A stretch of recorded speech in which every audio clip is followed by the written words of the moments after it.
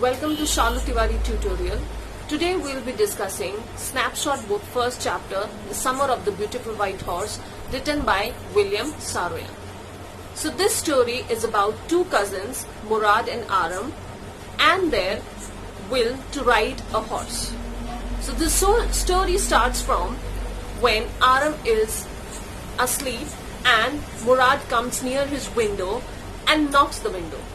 तो यहाँ पे स्टोरी की जो शुरुआत होती है जब आरम अपने रूम में सो रहा होता है और ठीक उसी वक्त मुराद जो है वो उसके विंडो पे आता है और विंडो को नॉक करता है। सबसे पहले तो आरम ये देख करके शॉक्ड हो जाता है कि आखिर मुराद इतनी सुबह क्यों आया है, और जैसे ही वो विंडो के पास जाता है तो वो देखता है कि मुराद एक बड़े ही अच्छे से व्हाइट कलर के हॉर्स पे बैठा हुआ है।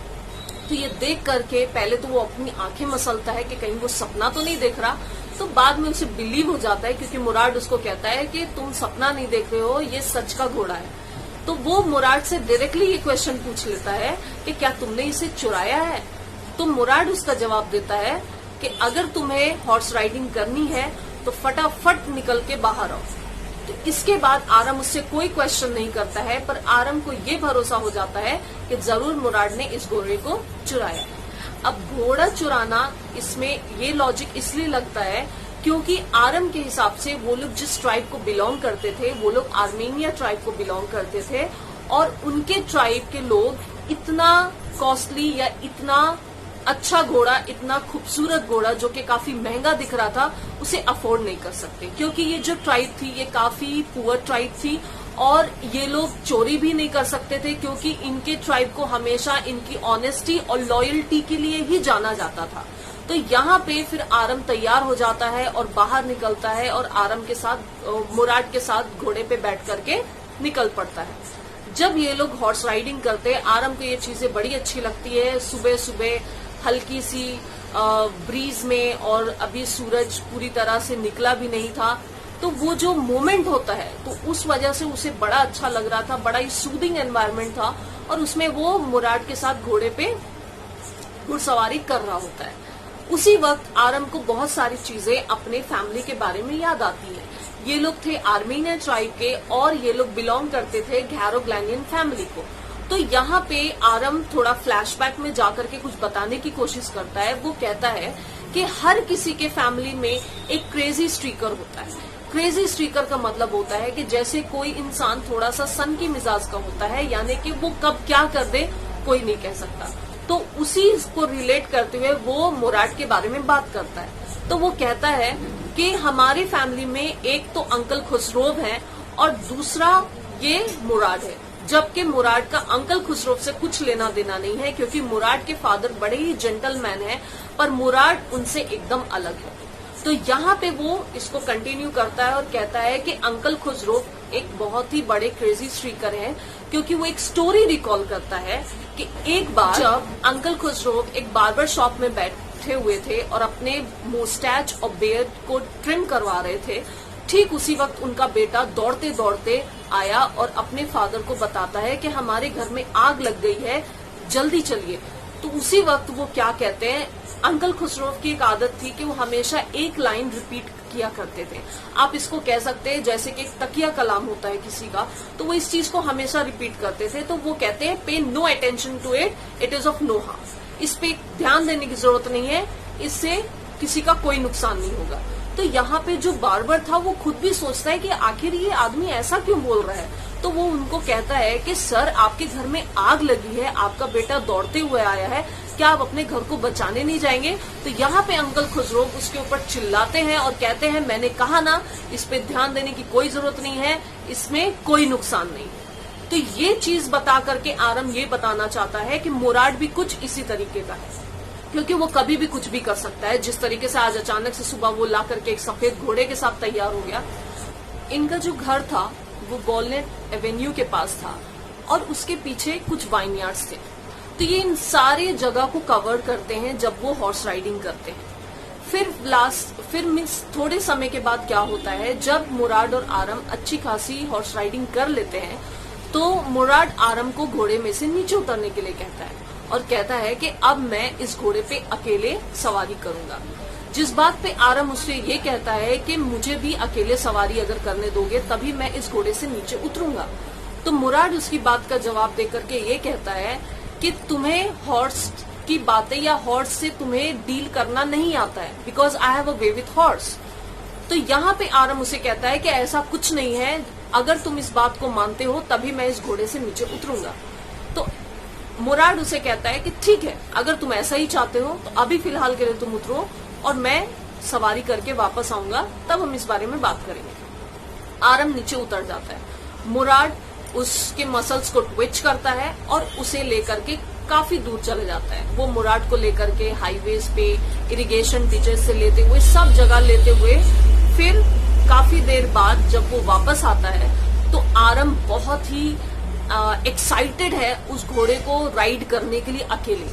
तो जैसे ही वो उस घोड़े पे बैठता है तो घोड़ा मूव ही नहीं करता है, यानी कि घोड़ा एकदम से आगे नहीं बढ़ना चाहता है। तो यहाँ पे वो थोड़ा सा डिप्रेस्ड हो जाता है कि ऐसा क्यों कि वो बैठा और वो घोड़ा आगे नहीं बढ़ रहा है। तो यहाँ पे मुराद उसको ट्रिक्स बताता है और कहता है कि उसके मसल्स को हल्का सा ट्विच करो तभी वो आगे बढ़ेगा। जैसा मुराद ने कहा आरम ने ठीक वैसा किया, पर उसका रिजल्ट कुछ और ही निकला। जो वो हॉर्स था वो जिस जगह पे मुराद को ले गया था वो आरम को उसके ऑपोजिट साइड ले जाता है और उसे वाइनयार्ड्स की तरफ ले जाता है। तो वाइनयार्ड्स तो ऐसी वहां पे बहुत ही ज्यादा स्लिपरी था, जिस वजह से वो घोड़ा वहां पे अपनी ग्रिप को संभाल नहीं पाता है और आरम को अपनी पीठ पे से गिरा देता है। और आरम के गिरने के बाद वो रुकता नहीं है, वो वहां से भागते हुए चला जाता है।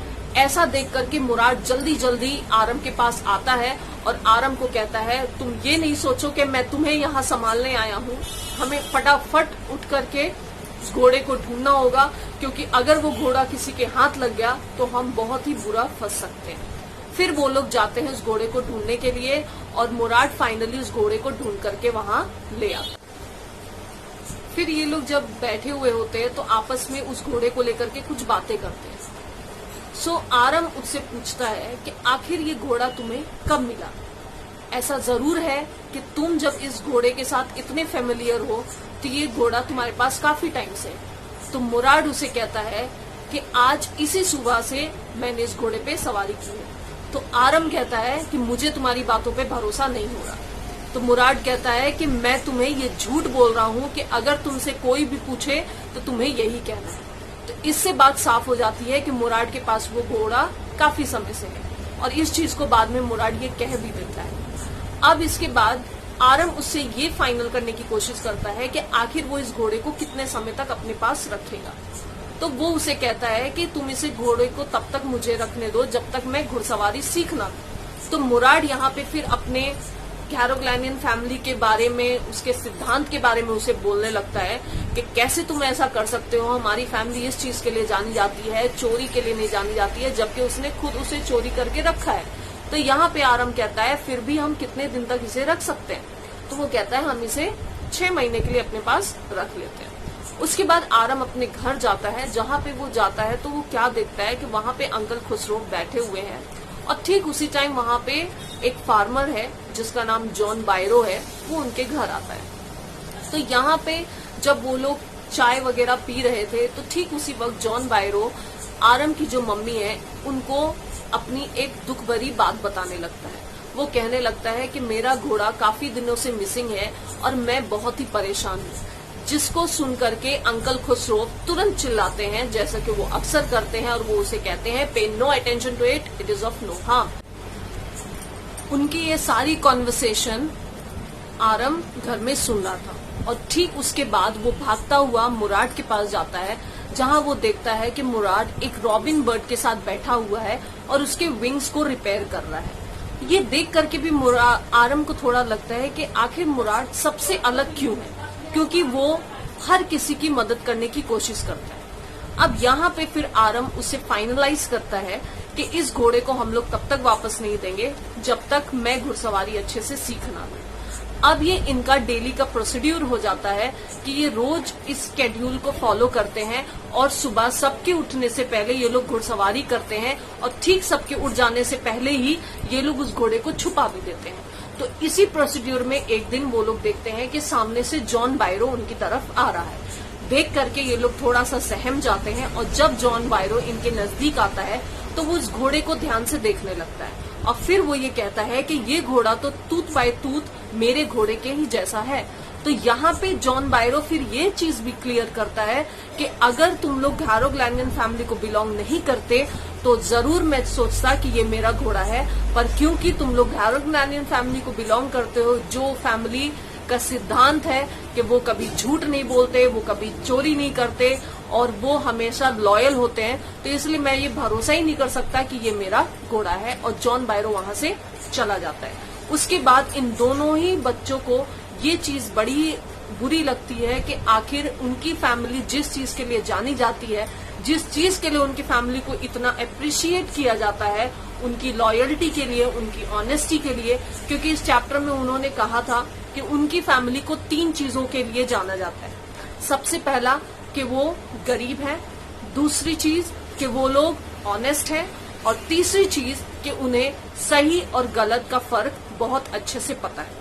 तो इस चीज को सोचने के बाद मुराद और आरम ये डिसीजन पे पहुंचते हैं कि वो लोग इस घोड़े को जॉन बायरो को वापस कर देंगे और एक दिन चुपचाप से वो लोग जॉन बायरो के स्टेबल में उस घोड़े को बांध करके आ जाते हैं। और जब ये घोड़ा जॉन बायरो को मिलता है तो जॉन बायरो बड़ा ही खुश होता है और उस घोड़े को लेकर के आरम के घर के पास जाता है और वहां पे आरम की मम्मी को बताता है कि मुझे मेरा घोड़ा मिल गया और पता नहीं क्यों जिसके पास भी मेरा घोड़ा था, मेरा घोड़ा बड़े ही अच्छे से था, क्योंकि उसने जरूर मेरे घोड़े की बहुत अच्छी देखभाल की है।